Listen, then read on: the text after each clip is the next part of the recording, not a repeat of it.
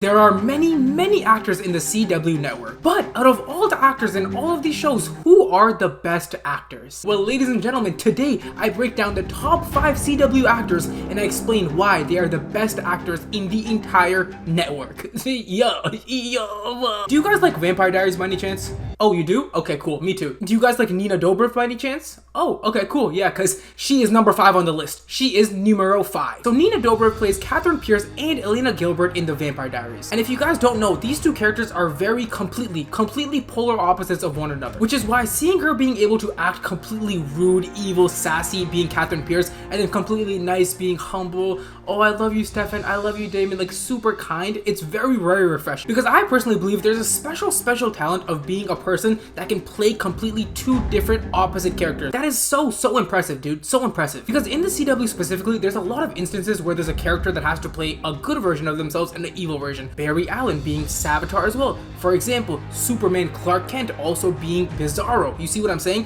And these people do play really well, but there's also instances where characters don't really pull it off. For example, Iris West being the mirror version of herself, being evil, it was a little bit rocky, you know? So this talent is very good to have. Another reason why I put Nina Dobrev as number 5 is because she can be very dramatic without it being cheesy, you know? Because a lot of actors have dramatic moments and you look at it and you're like, okay, you're a little cheesy, okay, chill out, because they'll start crying too much. So Kosha over here, I'm not an actor, guys, so I don't know the exact acting words, but like, what's the word when like they overdo it too much, you know, like overacting? Like a great example of this is the girl from The Flash, Allegra Garcia, right? And her acting, whenever she's like being dramatic or sad, it's so over the top, it's so cheesy, it's like she cries about it, like over the top, she makes weird noises, it just shut the hell up, sweetheart, shut your mouth, okay? Ew. So I think her having that perfect balance where she's not being overly cheesy but she's still delivering that emotion to the screen is mucho graciosa, mucho mwah, yeah. Take for example this viral clip right here where Elena's house is burning down and she's all like, oh, I can't do this anymore,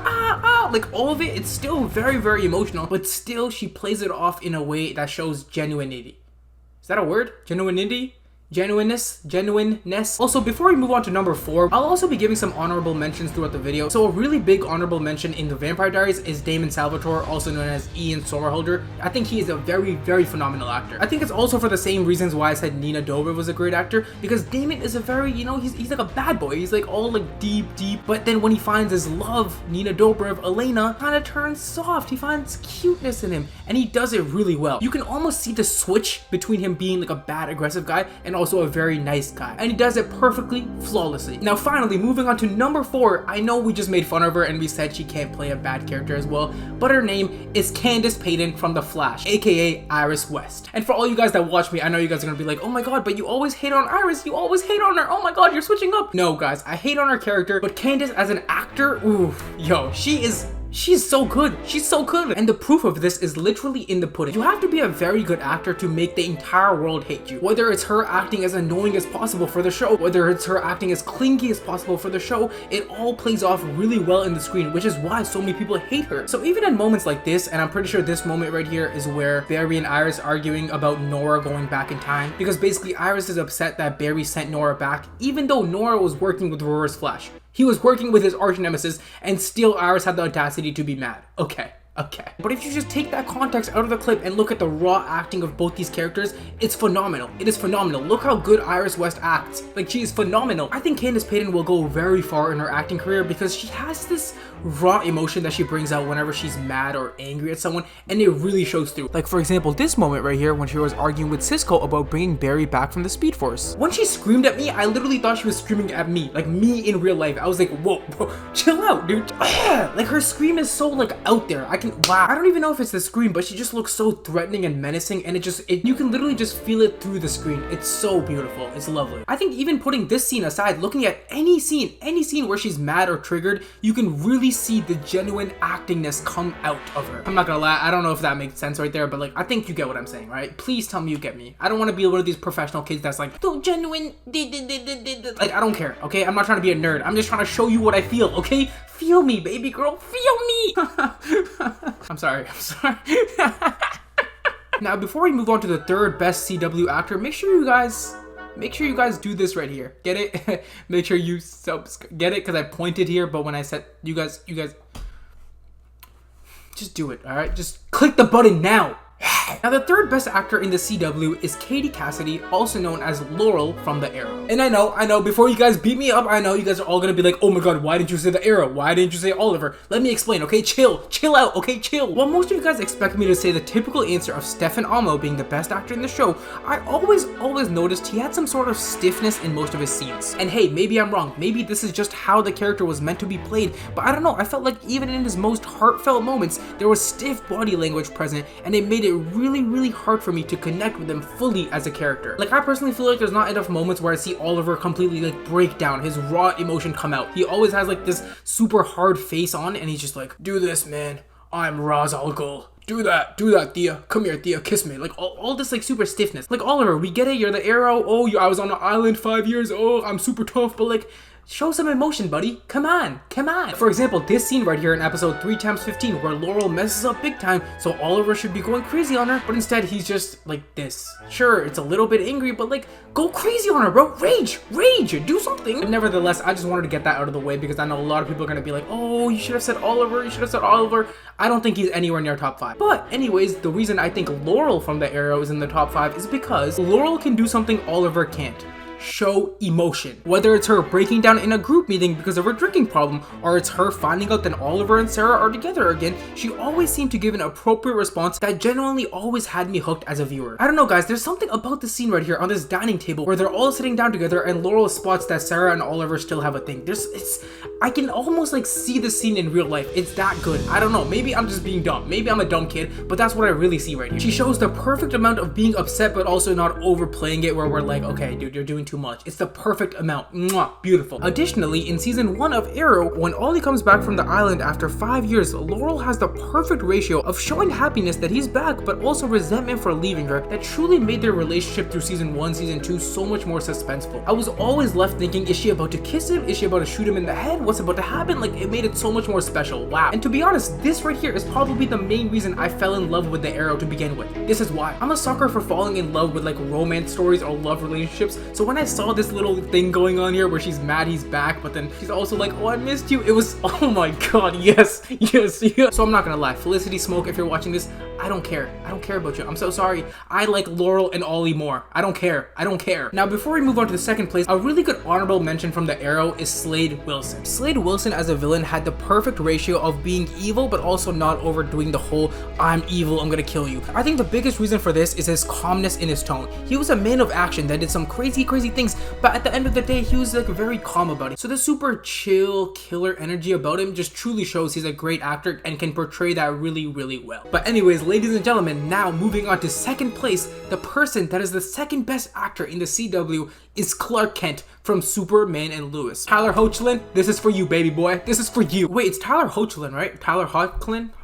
Huh? Hey Siri, pronounce Tyler Hoechlin. There's no one in your contacts named Tyler. I didn't ask you to call him. I said pronounce. Hey Siri, pronounce Tyler Hoechlin. There's no one in your contacts named. And people think technology is advancing. This is advancing to you? Anyways, Tyler Hoechlin from Superman and Lois is clearly a very good actor because he perfectly expresses what it's like to be a superhero dad to two very rebellious kids. He really highlights what it looks like to be a worrisome dad whenever one of his kids doesn't want to listen to him or one of his kids wants to tell the world that he's Superman. He has this very worried look on his face that also, once again, isn't overdoing it, but it shows a realistic dad. He really reminds me of a realistic dad and what an actual dad would do in this situation. And don't even get me started on his pep talks. I really think Tyler Hoechlin shines not as Superman, but actually as Clark Kent. Him being a father to his kids, him being a husband to his wife, that is where he shines as an actor. So whenever Superman was giving a lecture to Jordan or John, you can literally see, what the heck are you doing? You want to get off me? Jordan and John. Is my hair straight? And I'm sorry about that, guys. I'm back home for the weekend, so I have like sisters and stuff I gotta deal with here. I'm sorry. Sick, dude. Anyways, back to what I was saying. Whenever Clark was lecturing Jonathan or Jordan about something, it really came off in the best way possible. Take, for example, episode 2x3, when Jordan is all like, I want to tell Sarah I have powers. Oh, I love her. Even though I've dated her for a year, I love her. But the way Clark deals with the situation, his demeanor, his body language, even though he did go a little too far here, it came off really natural. On top of that, when he became Bizarro and we see that episode of his backstory, we see him go through so many ranges of being completely emotional when it comes to his household, something Oliver Queen can't do, of him being very, very sad because he can't save his family. And yeah, overall, seeing him as Bizarro really highlighted all the ranges he can do. He can be really happy, he can be really sad. He has all this range and it's great, lovely. So this is why I give Clark Kent, aka Tyler Hoechlin, number 2 in all-time CW actors. And now for number 1, the best actor in the CW. Oh my, the pressure is on. No matter what name I say, a lot of you people are gonna be like, no, you're wrong, no, you're wrong, no. So like, there's a lot of pressure on me to say this name right here, but the number 1 actor in the CW, in all of CW, is... Wait, you know what? I'll tell you guys in next week's video. Deuces! I'm kidding, okay? I'm kidding.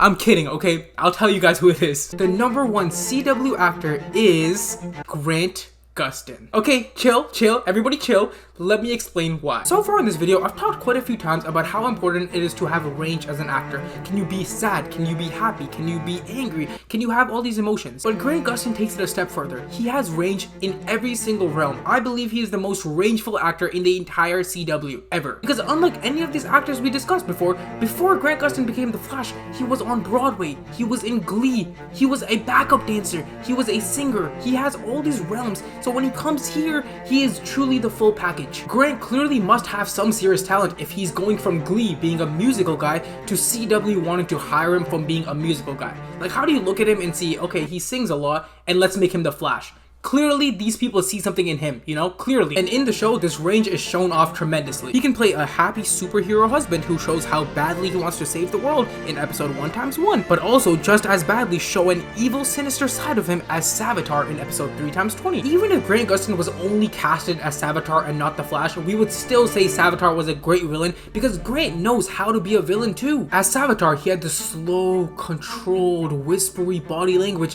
that we love about the villains like Reverse Flash. He did it perfectly, and I think a lot of people underestimate just how hard this right here is to do. Being a slow, controlled villain without making it cheesy is impossible. Watch me try to do it. Ready? I am Savitar. See, like, what am I doing? What am I? Let me try again. Wait, chill. I am Savitar. Okay, wait, that was a little bit good actually. Guys, yeah, okay. Another reason why I think Grant Gustin is probably the best actor in the CW is because he has very, very good control of his extreme emotion. Because I believe generally, most people can typically play like the mild emotions, like being mildly happy, being mildly sad. But can you be extremely happy, extremely sad? That is the real test. Here we can see Grant Gustin being completely, extremely flustered and psychotic when he escapes the Speed Force. You can literally see the emotion in him. He makes being a crazy person look cool just the way he does it. Stars shimmering, glimmering, like it's great. And when looking at him being extremely sad when his mother died and he comes and tells her he's the Flash, it's beautiful. It's wow. Literally just watch the clip yourself. Watch it. Oh, my beautiful boy.